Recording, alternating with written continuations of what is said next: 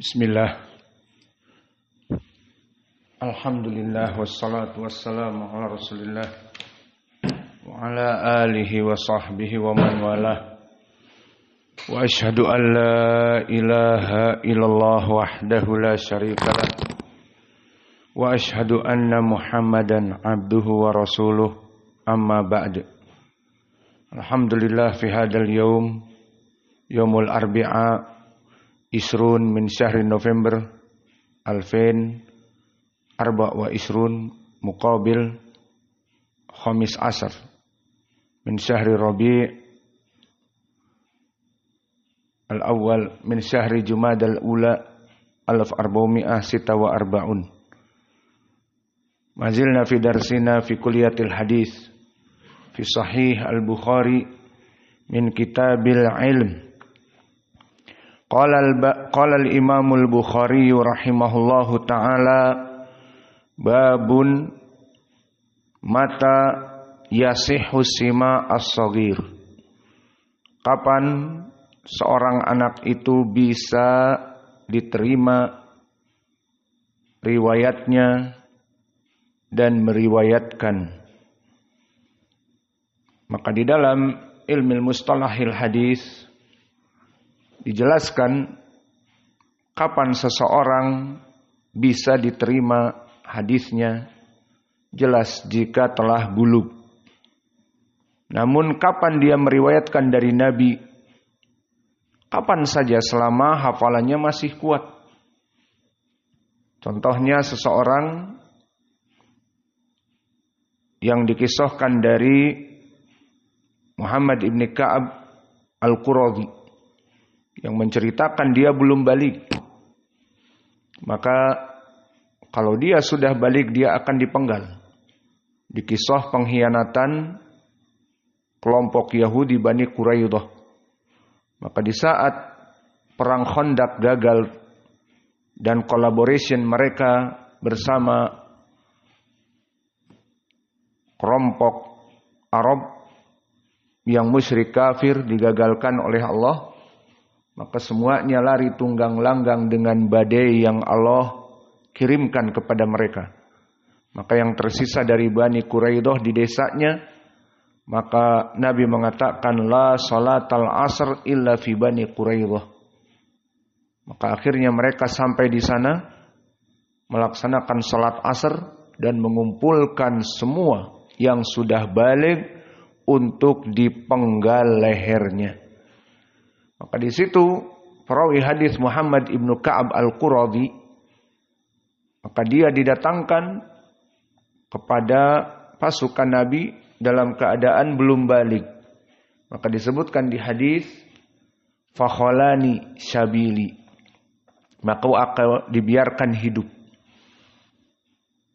Di sini poinnya, dia yang meriwayatkan hadis ini dan dia belum balik pada saat itu. Wallahu a'lam, mungkin baru usia 11 tahun atau yang lainnya. Yang jelas belum ada tanda-tanda alamat bahwa dia sudah balik. Akhirnya fayukhalluna sabili, maka mereka membiarkan aku untuk pergi. Walakin mata hada yarwi rajul hada as-sahabi as-saghir, maka dia meriwayatkan di saat telah balik. Paham ya sekarang? Maka dia menerima hadis sebelum balik. Namun dia meriwayatkan hadis tidak diterima kecuali syaratnya sudah balik. Ini dia permasalahan yang akan kita bahas. Dan misal seperti ini disebutkan oleh Imam Al-Bukhari sekarang, di antaranya Ibnu Abbas. Maka sekarang kita masuk kepada hadis. Qala al-Imam al-Bukhari rahimahullahu ta'ala haddatsana Ismail ibn Abi Uwais qala haddatsani Malik an Ibn Shihab an Ubaidillah ibn Abdullah ibn Utbah an Abdullah ibn Abbas qala aqbaltu raqiban ala himarin atanin wa ana yawma idin qad nahaztul ihtilam wa Rasulullah sallallahu alaihi wa ala alihi wasallam yusalli bimina ila ghairi jidarin famarartu baina yaday ba'di shaf wa arsaltul atana tarta'u fadakhaltu fi shaffi falam yungkaru dzalika alayya. Maka gurunya Imam Al-Bukhari di sini Ismail bin Abi Uwais qad marra ma'ana miraran wa tikraran fi kitab tauhid, dan banyak sekali periwayatan Imam Al-Bukhari dari Ismail.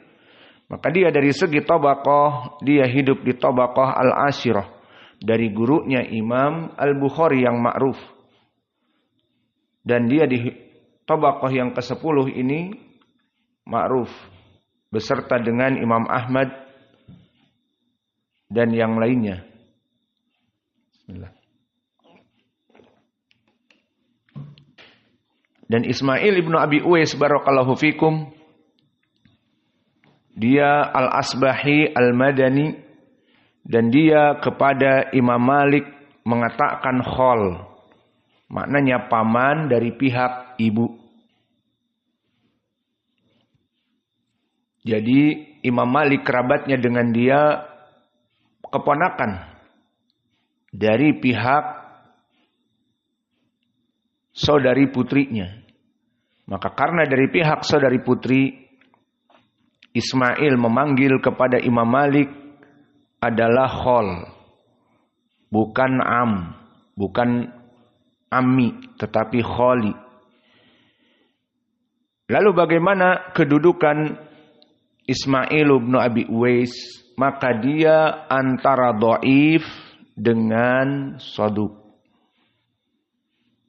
Maka telah dikeluarkan oleh para ulama ucapan-ucapan yang menyebabkan dia dhaif atau di bawah shaduk, layinul hadis, seperti Imam Ibnu Adi Al-Jurjani di dalam kitabnya Al-Kamil, rawa an khalihi Malik ahadits gharaib la yutabi'uhu ahadun alaihi, bahwa dia meriwayatkan dari gurunya Imam Malik hadis-hadis yang tidak ada yang mengikutinya.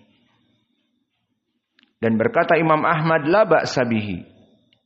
Berkata An-Nasa'i dhaif laisa bithiqah. Berkata juga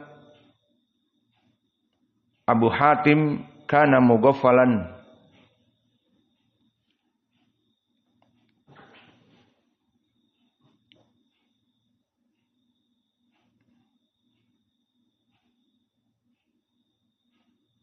Maka wallahu a'lam, dia adalah rawi yang dhaif dari segi hafalan.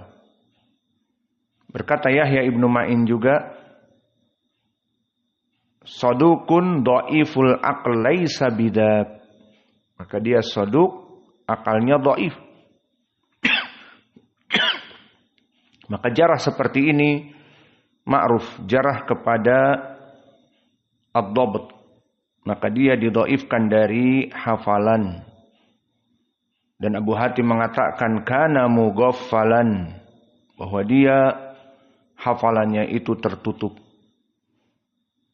Mahalluhu sidq wa kana mughaffalan.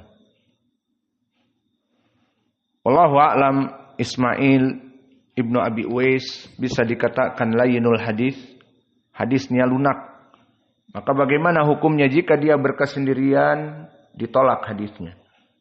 Dan jika dia datang dari riwayat yang lain, diterima. Maka bagaimana hukumnya di sini? Di dalam Sahih Al-Bukhari, jawabnya bisa diterima. Dari mana bisa diterima? Tulis. Imam Al-Bukhari telah meriwayatkan di hadis yang lain, nomor pertama 463. Dari riwayat haddatsana Abdullah ibnu Yusuf akhbarana Malik an Ibni Syihab an Ubaidillah ibni Abdillah ibni Utbah an Ibni Abbas, dengan kisah yang sama. Dan juga diriwayatkan oleh Imam Al-Bukhari nomor 814 min tariq Abdullah ibnu Maslamah an Malik an Ibni Syihab an Ubaidillah ibni Abdullah ibni Utbah an Ibni Abbas bilafadz sawa. Maka inilah dari jalan-jalan yang menguatkan oleh Imam Al-Bukhari. Di saat di Kitabul Ilm dia meriwayatkan dari Ismail ibnu Abi Uwais yang dhaif ini, ternyata di kitab-kitab yang lain di nomor yang kami berikan meriwayatkan dengan mutaba'ah. Dan ini yang kita berikan tadi, mutaba'ah jika ada bisa naik kepada derajat hasan, bahkan sahih, dan diterima hadisnya. Lafadznya sama, matannya sama.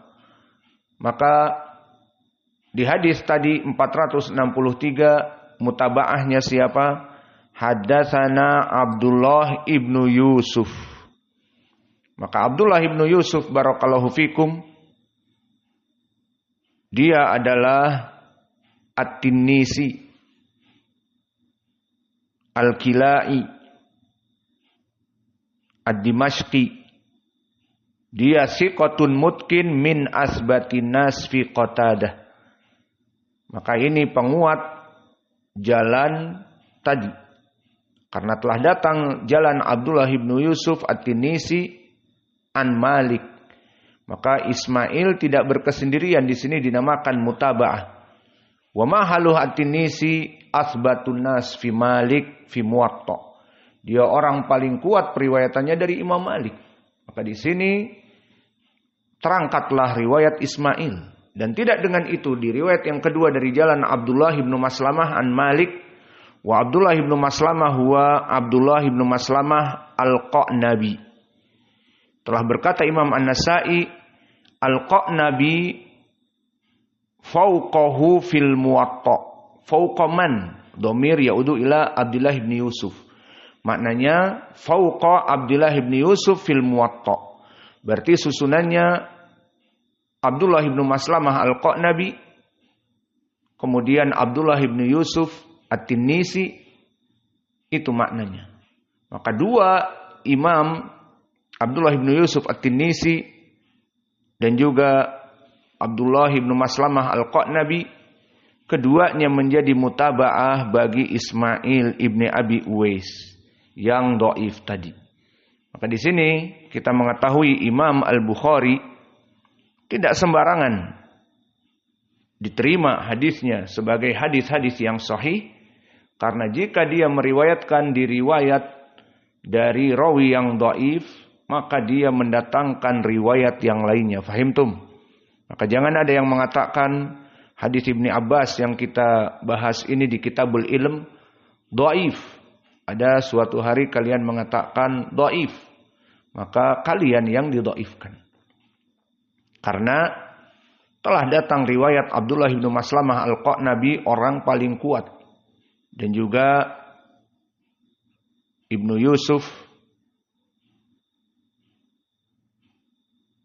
yang merupakan min asbatin nas setelah Abdullah ibnu Maslamah al-Qa'nabi.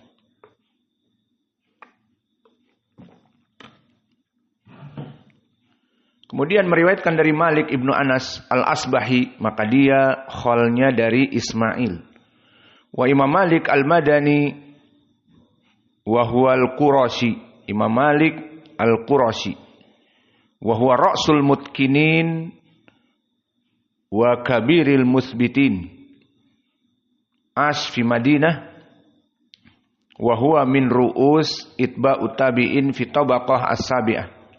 Maka dia dihidup di tabaqah yang ketujuh. Fa asna al-ulama khairan. Semua para ulama menyebutnya dalam keadaan kebaikan. Qala Abu Ja'far at-Tahawi imamun hafidun sabtun fi riwayatihi. Qala Abu Hatim wa huwa mutasyaddid. Malikun siqatun imamun ahlil Hijaz. Min asbatin nas fi Zuhri wabni Uyainah. Subhanallah. Wal an al-Imam Al-Bukhari yarwi an Malik an man? Ani Zuhri. Kama fi hada as-sanad. Undur. Maka di sini periwayatan Imam Al-Bukhari sangat kuat. Malik yarwi ani Zuhri wa huwa min asbatin nas fi az-Zuhri. Wa qala Abu Daud As-Sijistani sahibu Sunan, laisa fi dunya ahsanu haditsan minhu alal qillah. Tidak ada di dunia ini yang lebih baik dari dia. Maka oleh sebab itu kana Asy-Syafi'i yaqul lam yujad asahhu kitaban tahta adimis sama min kitab Muwatta. Hada fi zaman Asy-Syafi'i qabla Al-Bukhari wa Muslim. Tidak aku dapati kitab yang paling baik, paling sahih kecuali kitab Muwatta Ibnu Malik. Maka kita katakan itu sebelum adanya Al-Bukhari dan Muslim. Setelah datang Al-Bukhari dan Muslim, maka kitab Al-Bukhari dan Muslim lebih mulia daripada kitab Imam Malik. Qala Ahmad ibn Hanbal, Malik asbat fi kulli syai'. Maka Imam Malik lebih kuat dari segala sesuatu.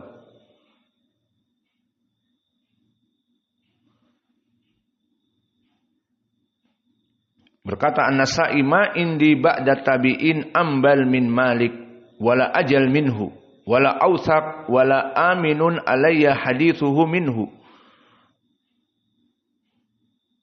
Maka Imam An-Nasa'i mengatakan setelah kelompok tabi'in, maka masuk kepada itba'ut tabi'in, tidak aku dapati orang lebih mulia dari dia dari kelompok itba'ut tabi'in. Dan dipuji oleh orang-orang yang terakhir seperti Ad-Darqutni bahwa dia adalah hafidhun, orang yang sangat kuat hafalannya.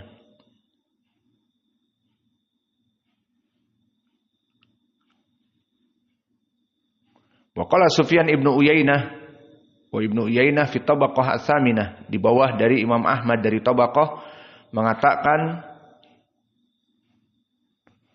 makana asyaddu intiqa Malik lirijal wa a'lamuhu bi sya'nihim. Kana Malik imaman fil hadis. Bahwa Sufyan ibn Uyainah mengatakan tidak ada yang memeriksa dari periwayatan-periwayatan dari guru-gurunya kecuali dari rawi-rawi yang thiqah kecuali dia. Dan dulu dia imam di dalam ilmu hadis. Qala Syu'bah ibn al-Hajjaj qadamal Madinah ba'da wafati Nafi' bisanah. Wali Malik yauma idin halaqah.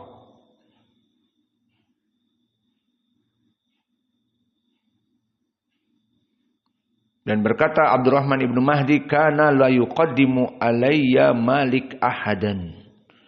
Abdurrahman ibn Mahdi di tabaqah yang ke-9 dari Itba'ut Tabi'in Shagir mengatakan tidak ada yang mengungguli bagiku Malik. Untuk dikedepankan selain Imam Malik itu tidak ada. Maka Imam Malik bagi para ulama adalah benar-benar menjadi hujjah. Qala Ali ibn al-Madini Hayatul Wadi, gurunya Imam Al-Bukhari yang ditakuti. Apa dia katakan kepada Imam Malik? Dan Ali ibn al-Madini di tabaqah yang ke-9 masih muridnya dari Imam Malik. Apa kata Ali ibn al-Madini? Amirul mu'minin fil hadis. Malik amirul mu'minin fil hadis. Bahwa Imam Malik dia adalah amirul mu'mininnya dari ilmu hadis. Dan berkata Muhammad ibnu Idris Asy-Syafi'i, idza ja'al athar fa Malik an-najmu wa Malik wa ibnu Uyainah al-qarinan. Dan dikatakan Malik hujjatullah ala khalqihi ba'da tabi'in. Maka Malik itu dijadikan oleh Allah menjadi itba'ut tabi'in nomor pertama. Setelah tabi'in itu tidak ada tandingannya. Dan dia bagaikan diturunkan oleh Allah sebagai hujjah kepada hamba-hambanya setelah tabi'in. Maka Imam Al-Bukhari di dalam sahihnya menyebutkan sanad-sanad yang ma'ruf. Dia laqabi dengan silsilah az-zahabiyah, rantai emas dari sanad-sanad yang mana sanadnya ini diantaranya Malik an Nafi' an Ibni Umar. Maka sanad ini Malik an Nafi' an Ibni Umar dinamakan sanad yang emas. Kata Imam Al-Bukhari, bersih, mahal harganya karena sanadnya sangat kuat. Malik imam, Nafi' periwayatan dari Ibnu Umar imam. Dan berkata Waqi' Ibnul Jarrah sabtun.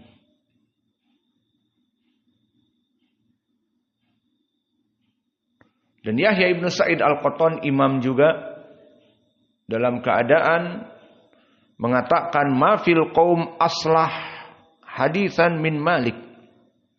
Maka tidak adalah dari kelompok-kelompok itu kecuali yang paling baik dari Malik. Siapa yang diinginkan al-qaum? Ma fil qaum, tidaklah pada kaum kumpulan orang itu lebih baik hadisnya daripada Imam Malik. Siapa al-qaum? Ditafsirkan Sufyan ats-Tsauri wa Ibnu Uyainah. Maka yang diinginkan kaum adalah Sufyan ats-Tsauri, Ibnu Uyainah, dan Ma'mar Ibnu Rashid Al-Azdi. Dan Yahya Ibnu Sa'id Al-Qattan sama menyebutkan dia Amirul Mukminin di dalam hadis. Dan begitupun Yahya Ibnu Ma'in menyebutkan thiqatun hujjatun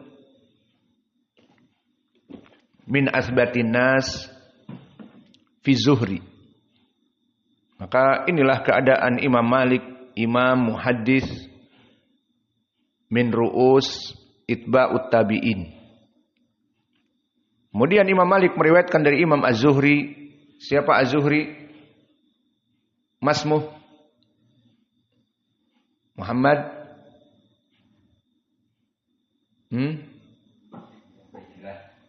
Muhammad ibn Muslim bin Ubaidillah. Baik, man fi tabaqatihi mudallis bihadal ism? Muhammad ibn Muslim bin Tadrus. Kunyatuhu masyhur biman? Zubair. Abu Zubair. Maka Imam Az-Zuhri, imam muhaddis, namanya Muhammad ibnu Muslim ibnu Ubaidillah ibnu Syihab Al-Qurashi Al-Madani. Dia imam agung di zamannya. Kemudian meriwayatkan dari Ubaidillah ibni Abdillah ibni Utbah ibni Mas'ud Al-Hudali. Dan dia thiqatun faqih. Dan dia hidup di tabaqah yang ketiga. Tabaqah dari tabi'i al-mutawassit. Maka dia hidup di zaman Al-Hasan Al-Basri dan Muhammad ibn Sirin. Dan Abu Zur'ah Ar-Razi telah mensikohkannya dan mengatakan thiqatun ma'mun imam. Dan disikohkan oleh Muhammad ibn Sa'ad dan Ahmad ibn Saleh Al-Jaili dan yang lainnya. Maka inilah dari rawi-rawi. Adapun Ibnu Abbas telah kita lewati di pelajaran yang lalu, yang akan ditasmi hadisnya. Maka dia adalah seseorang sahabi yang masih muda, namun ilmunya sangat kuat dikarenakan doa Nabi.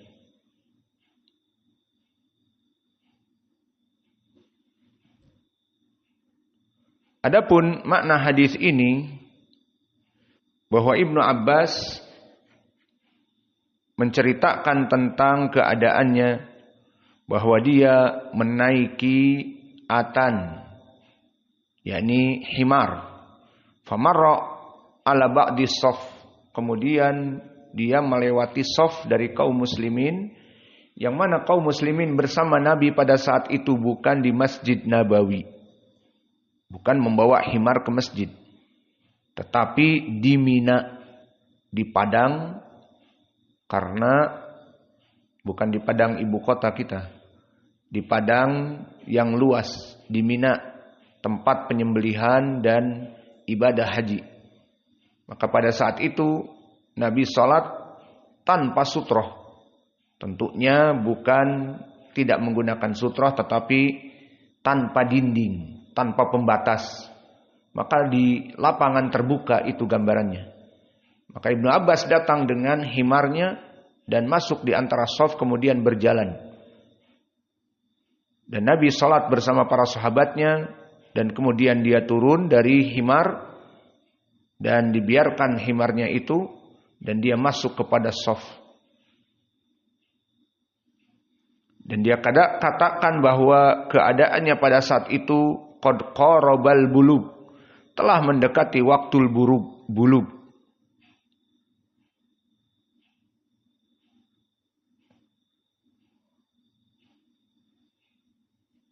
Maka syahidnya di sini dia meriwayatkan hadis ini setelah bulug.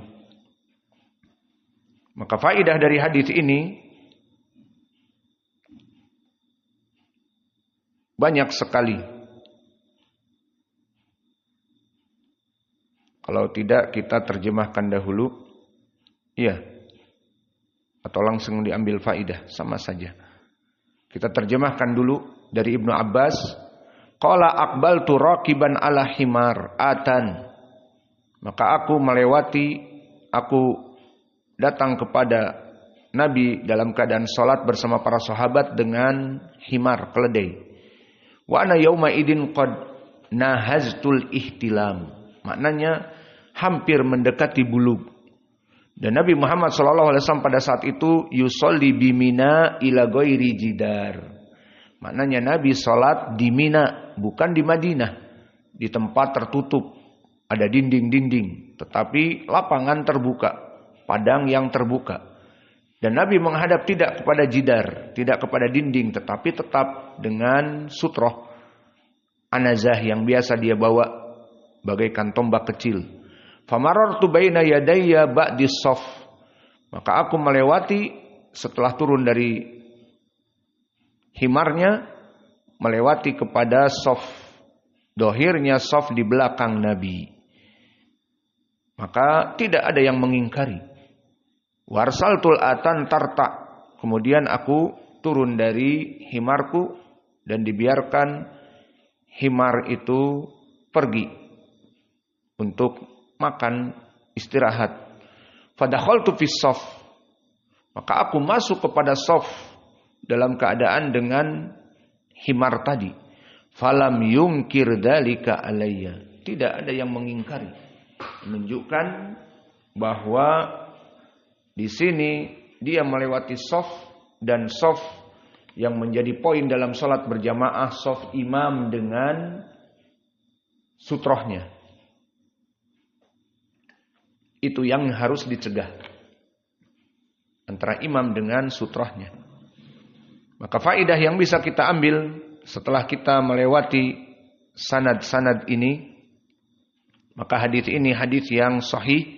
Tidak ada yang mengatakan sahih Imam Al-Bukhari di Kitabul Ilm dhaif, karena telah datang riwayat yang lain dari Abdullah bin Yusuf At-Tinisi imam, dan min asbatinas dari Malik, dan juga Abdullah bin Yusuf Al-Qa'nabi.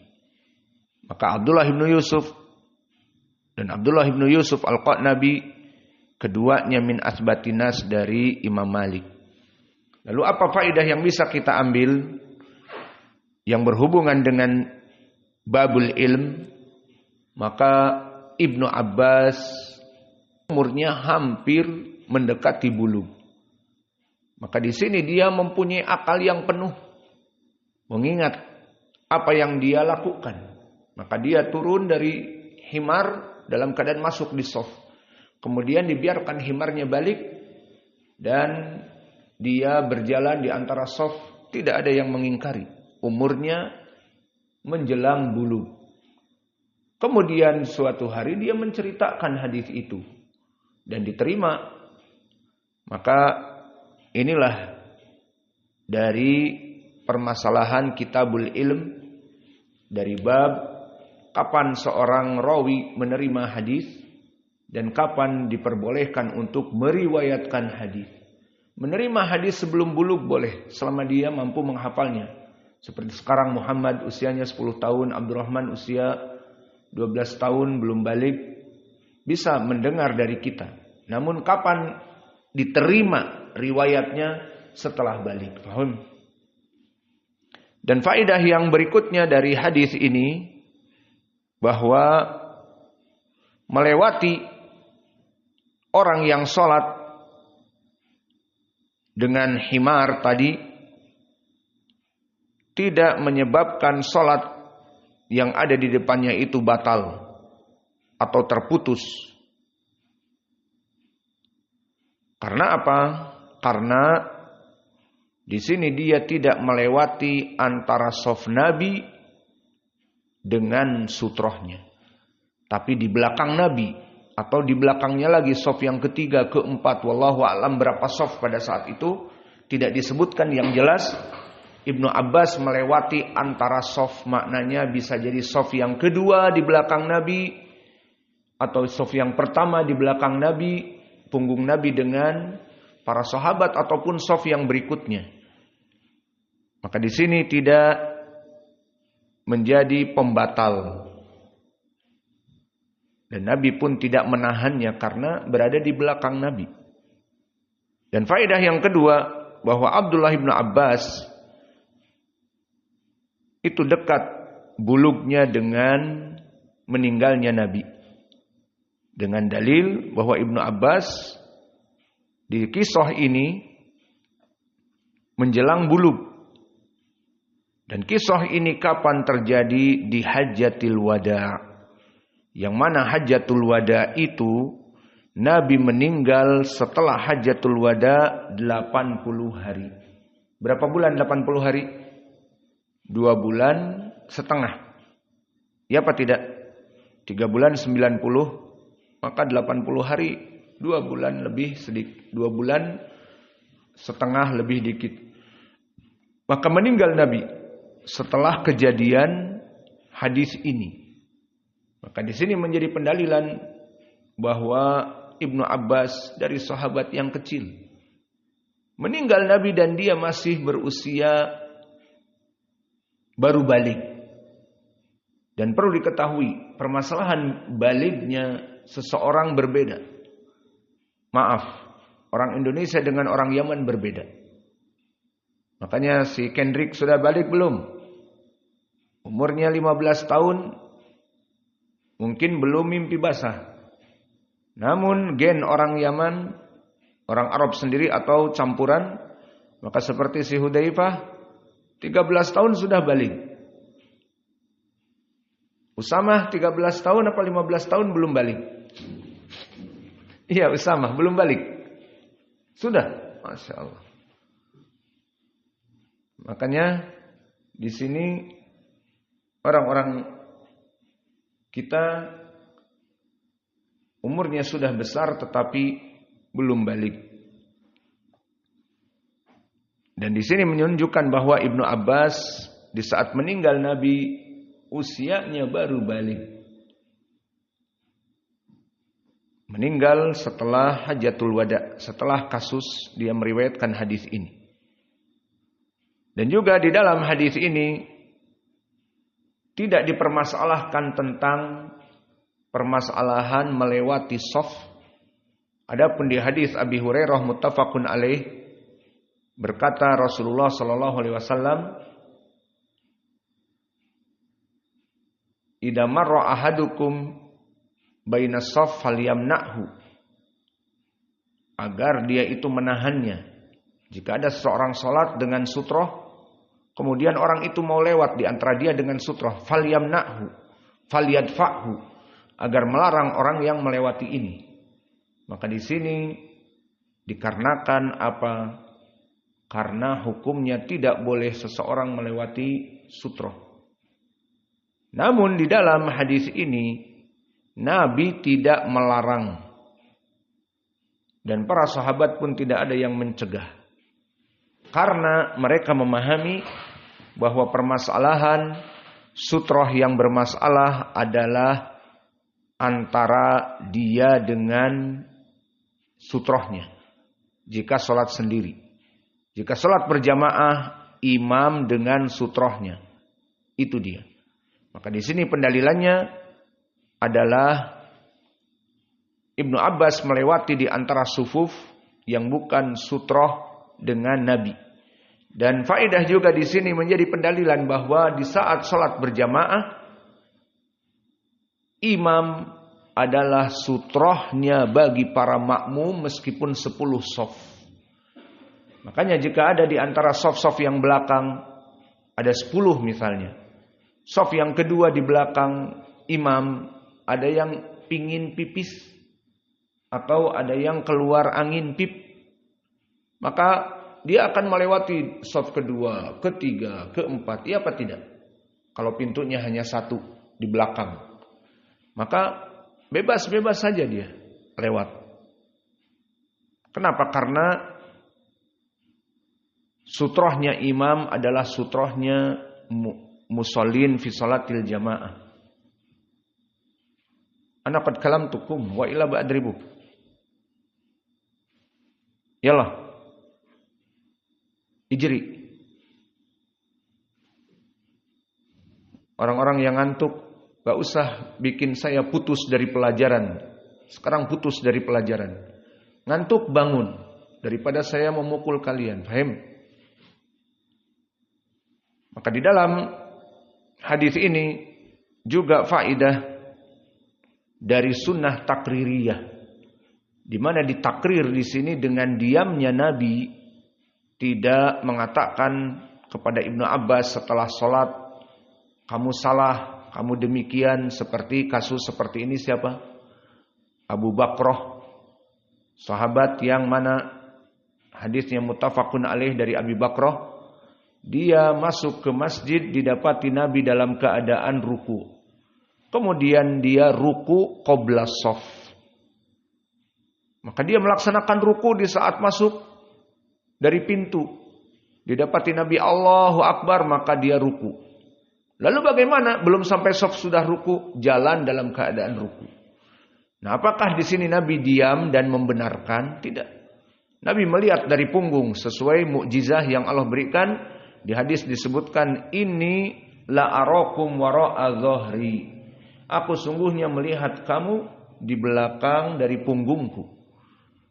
Maka Nabi melihat Abu Bakrah di saat dia takbir, ruku, Allahu Akbar. Maka dilihat bahwa Abu Bakrah ruku, lalu jalan ke shaf dalam keadaan ruku. Maka di sini Nabi tidak diam. Setelah sholat bicara karena kesalahan.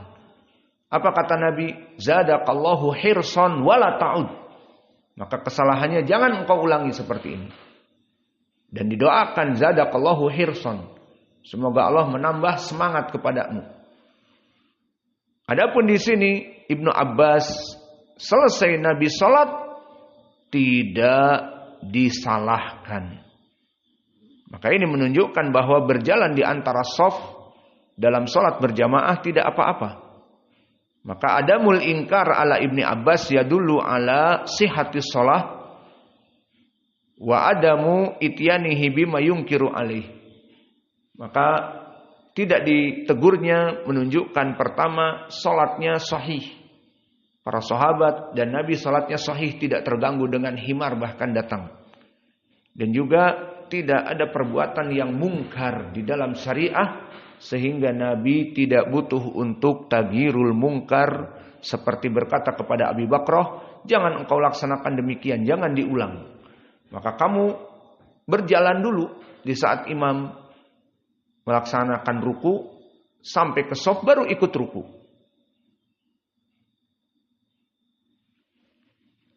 Dan faedah yang bisa kita petik juga adalah kaidah sutratul imam, sutratu man khalfahu. Dan ini ditulis oleh Imam Al-Bukhari di dalam sahihnya. Nanti di kitab salat, bab sutratul imam, sutratu man khalfahu. Maknanya sutrohnya imam itu sutroh bagi orang yang di belakangnya.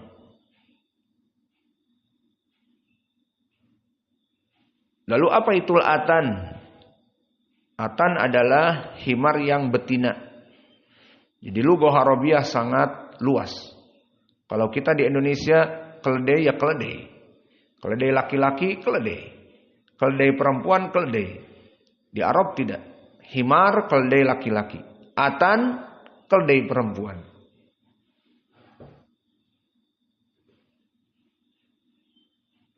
Maka ini yang bisa kita berikan dari hadis.